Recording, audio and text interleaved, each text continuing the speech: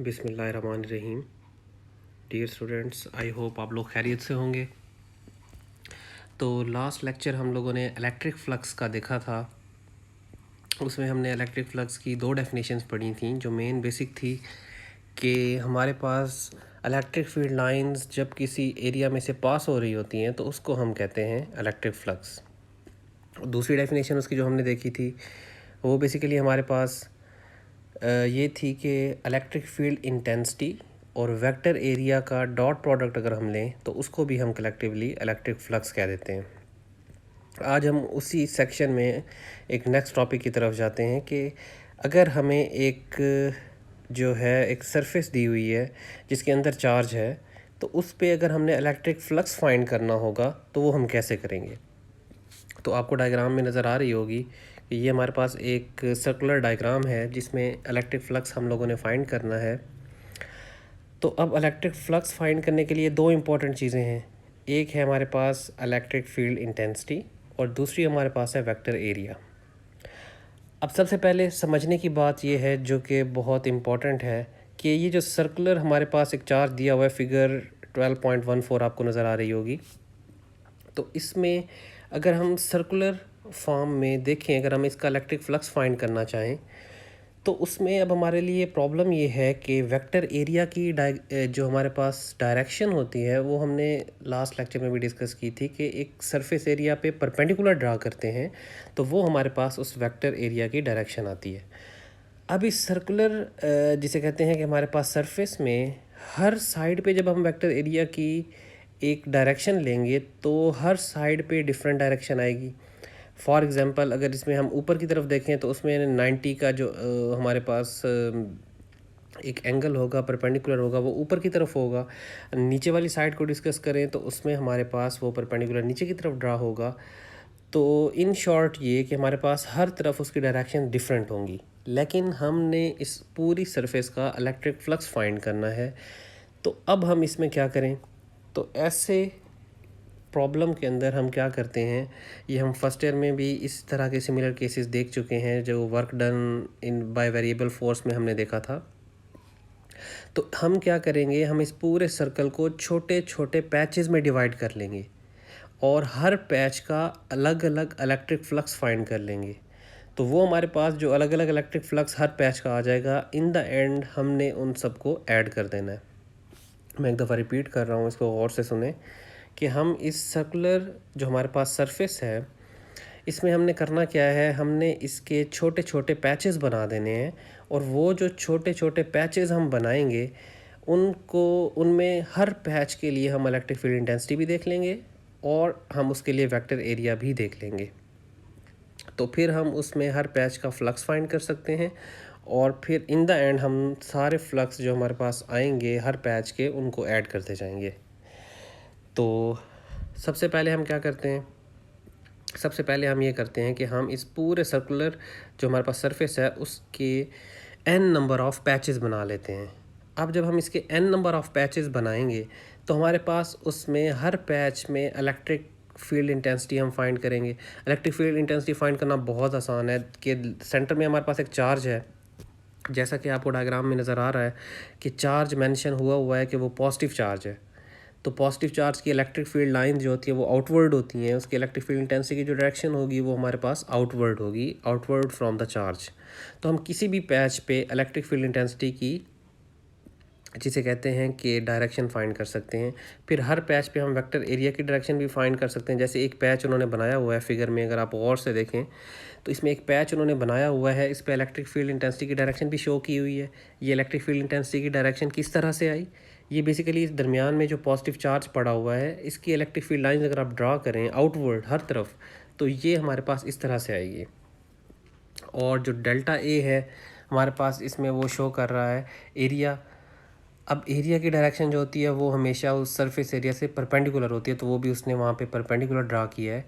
और delta A कह रहा है क्योंकि ये हर पैच का हमने स्मॉल एरियाज़ में डिवाइड कर दिए तो उसको डेल्टा तमाम जो हमारे पास होंगे उसको delta A1, delta A2, delta A3 up to delta AN हम उनके नाम रख देंगे। और अगर हम इलेक्ट्रिक फील्ड इंटेंसिटी की बात करें तो वो भी सेम इसी तरह से हमारे पास फर्स्ट पैच की इलेक्ट्रिक फील्ड इंटेंसिटी को E1 कह देंगे, फिर E2, E3, E4 up to En तक हमारे पास उनकी इलेक्ट्रिक फील्ड इंटेंसिटीज़ आ जाएंगी। तो इसको एक इक्वेशन की फॉर्म में उसने लिख दिया है कि लेट्स सपोज अगर हम बात करें फ्लक्स पैच 1 की हम बात कर रहे हैं। अब पैच 1 की जब हम बात करेंगे उसके इलेक्ट्रिक फ्लक्स को नाम दे दिया है फ्लक्स 1, मतलब कि phi 1। उसकी जो इलेक्ट्रिक फील्ड इंटेंसिटी होगी उसको नाम दे दिया है E1, और जो उसमें एरिया है हमारे पास स्मॉल पैच का जो हमारे पास वेक्टर एरिया है उसको हमने डेल्टा A1 कह दिया। तो आपको फ्लक्स 1 जो phi 1 लिखा हुआ है equal to E1 dot delta A1, और डॉट हटाएंगे क्योंकि डॉट प्रोडक्ट है, तो ये E1 delta A1 cause of theta हमारे पास ये इक्वेशन बन जाएगी। ये हमने एक पैच के लिए फाइंड की है जिसको हमने पैच 1 कह दिया। अच्छा, अब नेक्स्ट पॉइंट की तरफ चलते हैं। नेक्स्ट पॉइंट में हमारे पास since electric field intensity and area are pointing in the same direction so theta is equal to 0।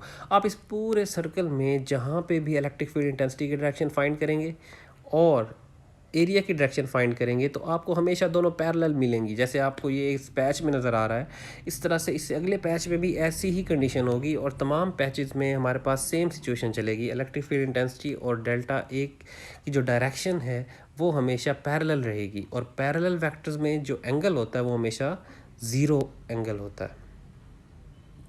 So that's why उसने ये लिख दिया है कि since E and A are pointing in the same direction so theta is equal to 0। तो theta 0 है, theta आप 0 put करें ऊपर इक्वेशन में E1 delta A1 cause of theta में, तो कॉस 0 1 के इक्वल होता है। तो हमारे पास phi 1 इक्वल टू आ जाएगा E1 डेल्टा A1। तो ये हमारे पास फ्लक्स का जो है फार्मूला आ गया। उसके बाद नेक्स्ट में वो कहता है कि अगर हम इसी तरह से the magnitude of electric intensity is same for each element because they are equidistant from the centre of sphere. ज़ाहिर बात है इलेक्ट्रिक फील्ड जो है हमारे पास वो यूनिफॉर्म होती है तमाम उस रीजन के अंदर। तो इसको हम इसकी मैग्नीट्यूड कहीं पे भी फाइंड करेंगे तो हमारे पास सेम ही आएगी।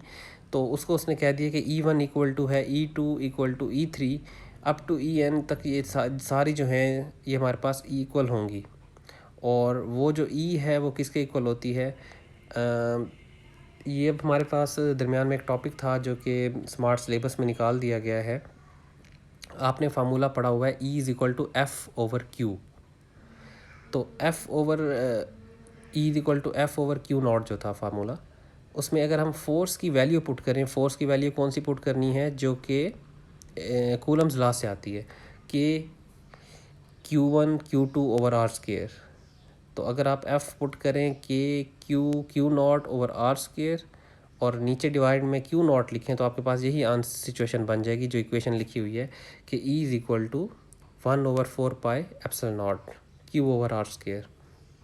और ये 1/4πε0 कहाँ से आया, ये K की वैल्यू है। बेसिकली वो जो फोर्स कूलम फोर्स थी K is equal to F is equal to K Q1 Q2 over are square, उसमें अगर हम K की वैल्यू पुट करें तो K इक्वल टू होता है 1/4πε0।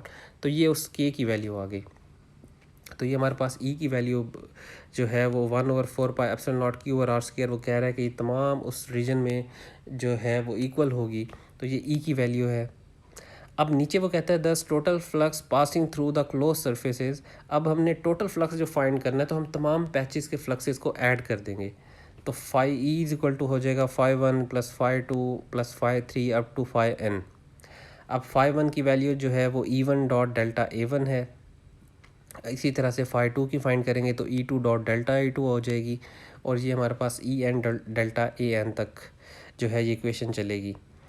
फिर इसमें उसने क्या किया है कि E क्योंकि हमारे पास तमाम में मैग्नीट्यूड सेम है, अभी हम ऊपर बात कर चुके हैं कि magnitude of electric field intensity हमारे पास सारे पैचेस में इक्वल रहेगी।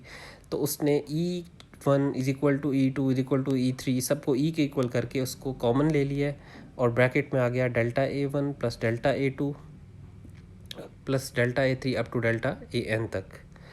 अब उसके बाद वो कहता है कि E इंटू ये जो delta A1 plus delta A2 हम तमाम जो पैचेस को ऐड करेंगे, अगर तमाम पैचेस का एरिया हम ऐड करें तो वो हमारे पास टोटल एरिया ऑफ स्फीयर के इक्वल आ जाएगा, क्योंकि पूरा स्फेयर था उसको हमने छोटे छोटे एरियाज़ में डिवाइड किया।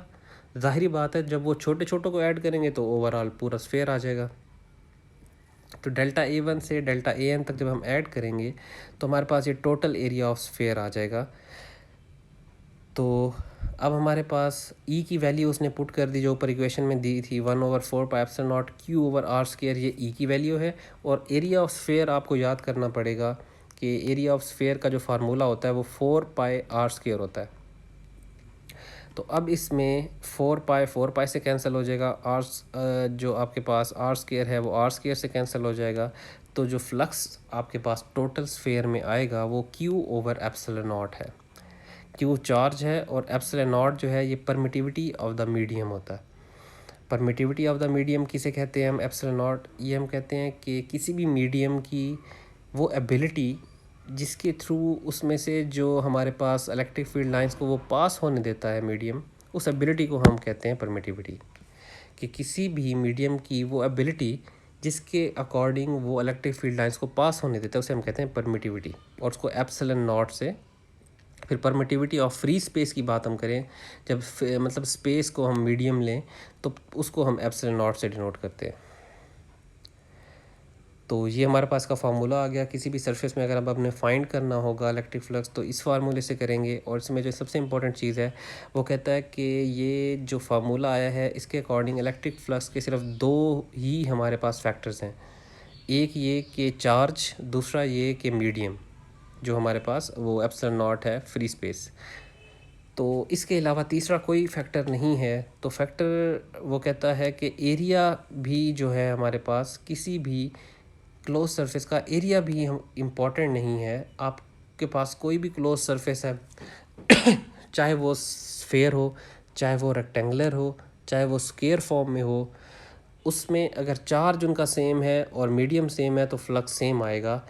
एरिया पे हमारे पास फ्लक्स डिपेंड नहीं करता। ये बात उसने नीचे लिख दी है कि independent of shape of the surface, कि किसी किस्म की शेप पे डिपेंड नहीं करता फ्लक्स। कि अगर हम सोचें कि रेक्टेंगल में और स्क्वायर में अगर चार्ज सेम है और दोनों में मीडियम भी फ्री स्पेस है तो उन दोनों में सेम इलेक्ट्रिक फ्लक्स होगा, उनमें कोई डिफरेंस नहीं होगा। तो ये आज का हमारा टॉपिक था electric flux through a surface जिसके अंदर हमारे पास एक चार्ज हो तो हम कैसे फाइंड करेंगे। अभी हमारे पास इलेक्ट्रिक फ्लक्स का जो टॉपिक है ये ख़त्म नहीं हुआ, इसमें अभी हम मज़ीद आगे गॉस लॉ की तरफ जाएंगे। तो अभी सेक्शन हमारे पास है, ये इलेक्ट्रिक फ्लक्स को हम आगे कंटिन्यू करेंगे। तो इसकी आपने प्रैक्टिस करनी है और इससे रिलेटेड कोई क्वेश्चन हो तो वो आप लोग पूछ सकते हैं कि एक सरफेस जो हमारे पास थी सर्कुलर, उसमें हमने छोटे छोटे पैचेस करके और इलेक्ट्रिक फ्लक्स फाइंड किया। तो आज के लिए इतना काफ़ी है। थैंक यू, अल्लाह हाफ़िज़।